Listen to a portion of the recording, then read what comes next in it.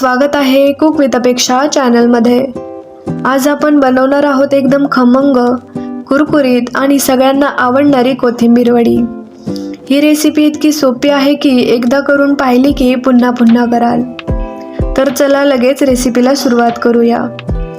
सर्वात पहिले ताजी कोथिंबीर स्वच्छ धुवून बारीक चिरून घेतली। आता मिक्सरच्या भांड्यात हिरवी मिरची, 5 ते 6 लसूण पाकळ्या आणि 1 चमचा जिरे टाकून बारीक करून घेतलं। आता एका मोठ्या भांड्यात चिरलेली कोथिंबीर घेतली।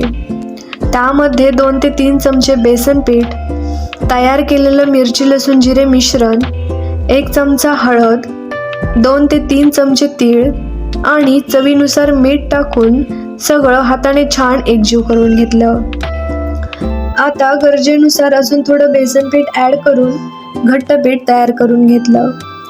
पीठ खूप सैल ठेवायचं नाही, नाहीतर वडी नीट सेट होणार नाही। आता एका ताटात थोडं तेल टाकून ते ब्रशने सगळीकडे पसरवून घेतलं।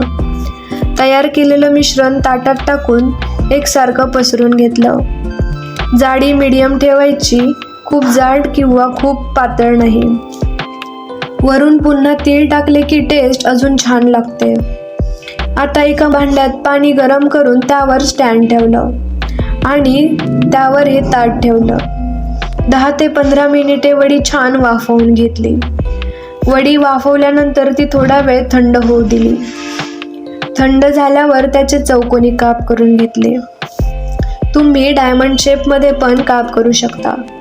आता कढईमध्ये तेल गरम करून घेतलं।